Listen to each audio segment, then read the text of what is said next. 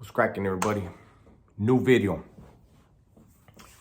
So yesterday, as I was watching TikTok, I ran across something that was pretty disappointing. I have a video on this channel that is 2, maybe 3 years old. You'd have to scroll way down to find it. If I remember, I'll put a thing on here so you can click on it. I probably won't remember. I'm about to head out right now. But in that video, I was telling the story of Cheech Marin from Cheech and Chong, or let me say it the way he prefers, Cheech Marin from Cheech and Chong. And how as a child I had a run-in with Cheech Marin, and he exposed himself to not just me and my dad that were there, but to probably 200 to 300 Mexicans that were there, that he is not a fan of Mexican people. And when you look at his career, especially when he was Cheech and Chong, he was a caricature. He was not a positive representation of Mexicans in America. You know, it was always the joke. And so at a young age, I think I was 7 or 8 years old, I saw who he was, and I never forgot it. Okay. And, you know, later, George Lopez came around, right? And one thing I liked about George Lopez is the way he talked when he did his comedy. I was like, damn, he talks like, you know, one of my tios would talk, you know. He talks the way Raza talks. That dude's funny as hell. And I think he was on Latin Kings of Comedy or some kind of tour with Cheech, right? And I was like, I mean, they're just making money together, you know. And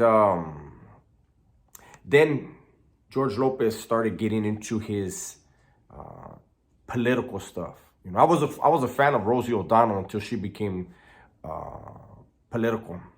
And now George Lopez has decided over the last few years to abuse his platform, and I'm sure he's all for the Latinx. He's a Latinx comedian, and he's a sellout, complete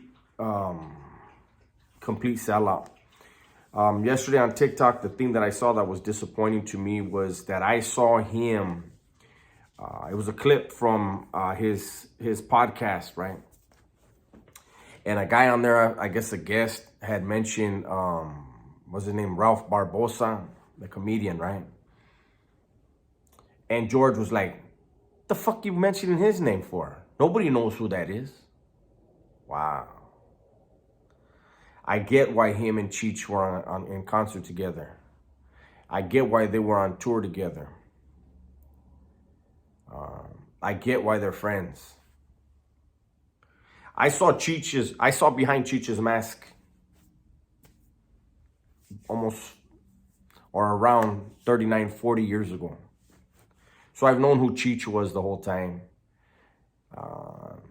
George Lopez, you know, I on the TikTok, the one that I saw, I left a comment on there. And I said, you know, this dude used to be my favorite comedian. Now he's not even worthy of my respect.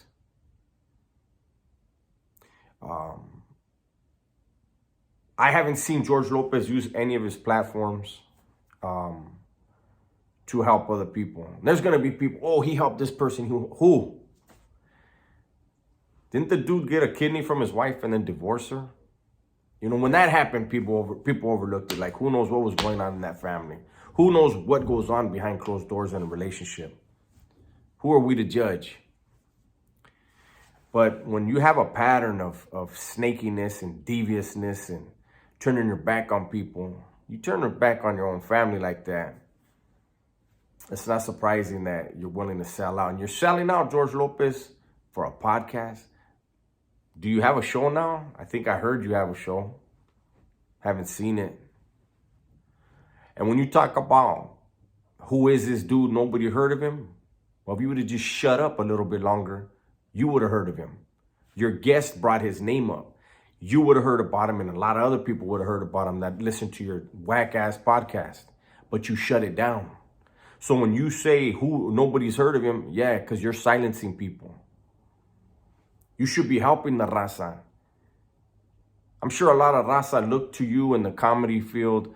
Maybe I'm wrong. They probably know the real you. But from the outside looking in, I would have thought that raza comedians would have looked to you like that's somebody, you know, to aspire to be. But like I said, you've exposed your hand over and over and over. Team Leader was one of my favorite comedy things.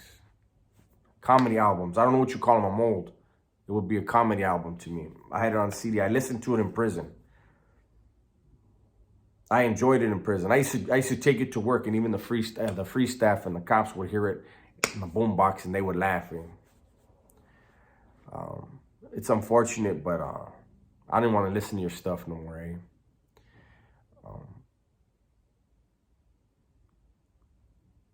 I don't know what made you, you know that character that you made your grandmother. You've become that bitter, hateful, spiteful. It's crazy, man. Like, I can't get over that. A dude tried to bring up a name and you silenced that name because you haven't heard of him. And I know karma. Barbosa's gonna do well. Seems like a lot of people like you. I'm rooting for him to do better than you. Hopefully he doesn't accept, because I'm sure somebody's going to be getting in your ear, hey, George, you blew it. Invite him on the podcast. I hope he doesn't do it. He don't need you. Your heart ain't in it, because if it was, you would have been like, oh, that's an up-and-comer? Hey, let me check it out. You know, Joe Rogan, he has people on his podcast that would have brought up on the board and on the screen, and they would have watched it together and gave that man some shine. Not you, though, huh? Nah, I'm the comedian. Don't bring up comedians around me. Talk about me. If I want to talk about a comedian, I'll bring him up. That's how you get down, George? Anyways, man, I hope everyone that sees this takes a look at what he said. Don't take my word for it. Take a look at what he said and the way he said it. And then after he said it, he asked somebody that he employs, hey, am I wrong for saying that? And they work for you. Yeah, you're wrong. I'm telling you you're wrong. And a lot of raza right now are telling you you're wrong. But I'm sure your ego won't let you hear it. You know, like I said, you took a kidney and then left her. Anyways, that's my video. Everybody, please be safe, be smart, and tell the ones you love that you love them. I'm out.